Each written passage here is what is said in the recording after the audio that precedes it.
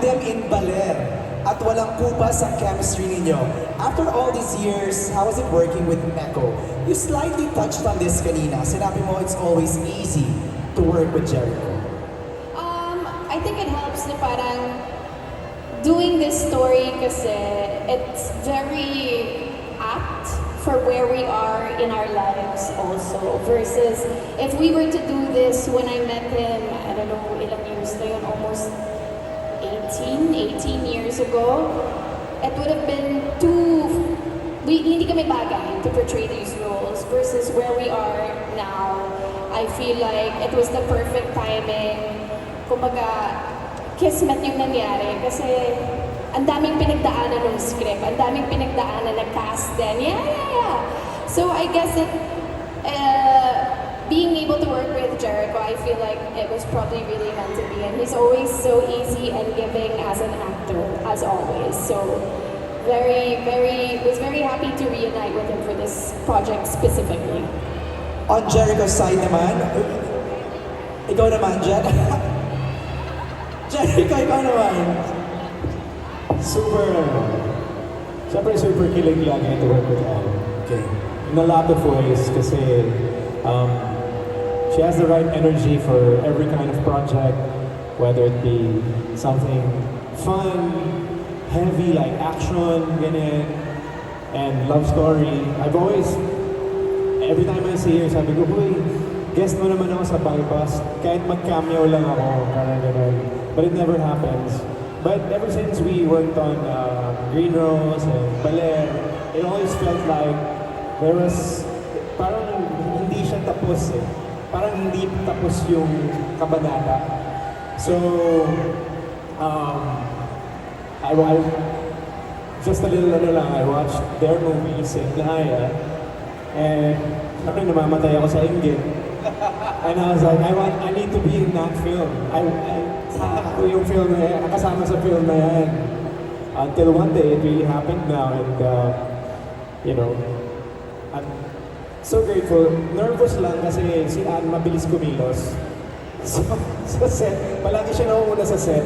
So, I made it a point na at least maaga ako sa set pag siya na yung katrabaho kasi para hindi ako nalilate. Kasi she's such a pro, she's a professional. Ever since pa yun Dati pa yan, ganun pa siya.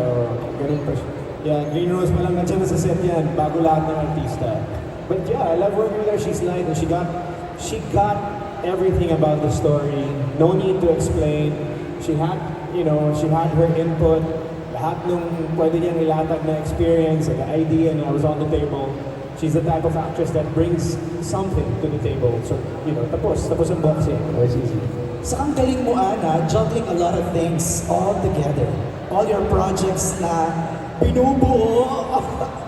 Plus this. Parang kakalma na muna ako. Okay. Marami naman ng tinrabaho ko last year ngayon lalabas. So parang excited na lang akong i-share sa lahat. Right. But just to add what Echo said earlier, meron kaming eksena na parang na-realize niya na parang, it's really happening. Yung balcony scene natin sa Makati na parang ito na nakaka-work na nga sa Direct Irene. So, nakakatuwa lang.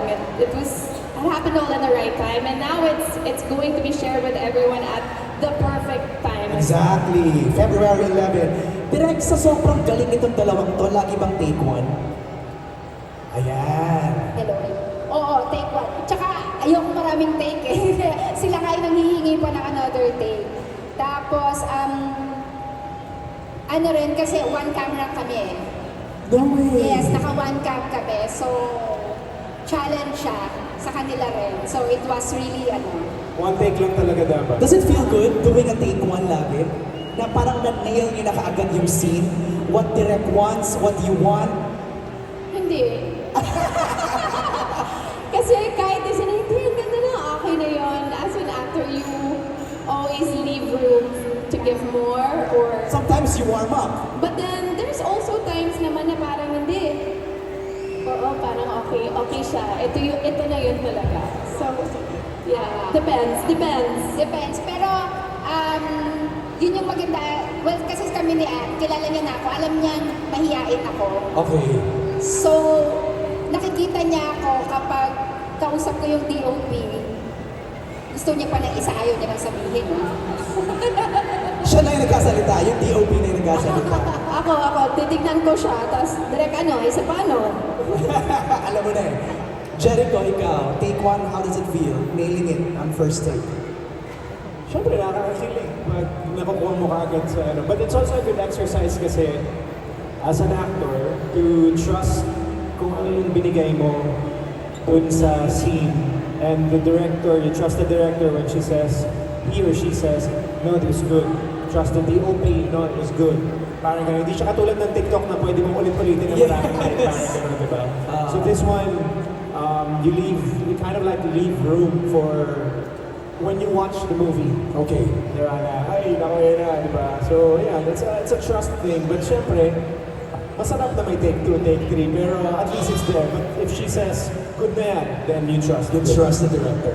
Okay, Max, Luis, Ian, and Catriona, sino yung mostly nakaka-eksena nyo? Ian, ikaw, sino mostly nakaka-eksena mo? Jericho. He's my brother. The brother. Okay. My brother. And with Miss Jackie Lou. Okay. Luis? Ako both si Anne tsaka si Erico. How do you mag-best friend? Oy, Ayan. veterano na rin naman itong si Luis. Oy, Anino ba yan? Maganda yung role ni Luis dito kasi siya yung naiipit sa gitna. Okay, nagpakilala eh. Ikaw pala ang tulay. Max, ikaw. I did most of my scenes with both Echo and Anne and Luis. And Miss Gray? Most of my scenes are with Echo. Kamusta? It was actually, I was very nervous. But not on Echo's part, just because it was a very new thing for me. But I'm very grateful because like Echo really made me feel comfortable, which I'm very grateful for. Thank you. Wala kang eksena ni Anne? Meron. Okay. Meron. Pero most, ay, parang aabangan namin yan, ha? Yung tinginan, yung tinginan yung dalawa, ha? Mukhang kaabang-abang yun. Okay. First question is from, I can't read it. Maganda ba? Maganda ba movie? Maganda. Maganda daw. Since multo ang soundtrack ng movie nyo, may pagkakataon ba na kinailangan yung harapin ang mga multo nyo sa pag-ibig?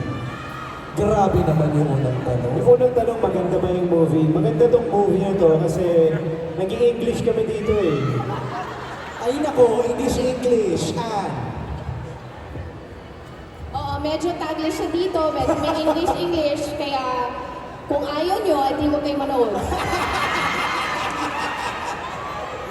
Alam nyo, honestly, that wasn't meant to blow up how it did. Parang, kunwari si Vice yung kausap ko at sinabi niya, ano ba yung movie nyo? Puro English. Ganon din ko naman siya sasagot, hindi mo ka manood.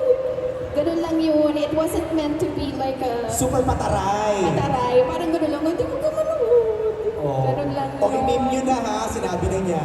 Hindi, ako talaga, huwag ka manood! The joke lang, binera mo yung tao na yun eh. Para magiging sa pelikula namin. O, teka lang, hindi nyo na sinagot. Yung mga multo nyo sa pag-ibig. Alam mo, medyo nasa ganun akong lugar ngayon na parang minsan baka hindi maganda gising. But that's okay. Sometimes we have our days and that day was my day. So, tao lang naman tayo. Jericho, may mga days ba na sometimes you have to face the ghosts of your past love? Ouch! Wala kang magagawa, Jericho. Yun ang pelikula nyo eh. Pelikula nyo yan eh. Parang minumulto ka pa. Correct. Madami-dami. Marami. Madami-daming beses ako na nag-iisip na gino-compare ko lang kung paano ako dati, kung paano ko siya gagawin ngayon. Ganun lang. And then, of course, kailangan mo i-accept yung sarili mo nung nakaraan. And you know na iba ka na ngayon, parang gano'n. I mean, I don't hate myself or anything. In-embrace ko lang yung multo na yun. Galing. Malamig. Malamig. O ito, for the red daw, from Goldwyn Reviews. Ako, Goldwyn ha, bigyan mo 5 stars ha. Di pa kita nakikita. Nakabangan namin si Gordon. Ba't ka na ako? Taga-direct talaga to.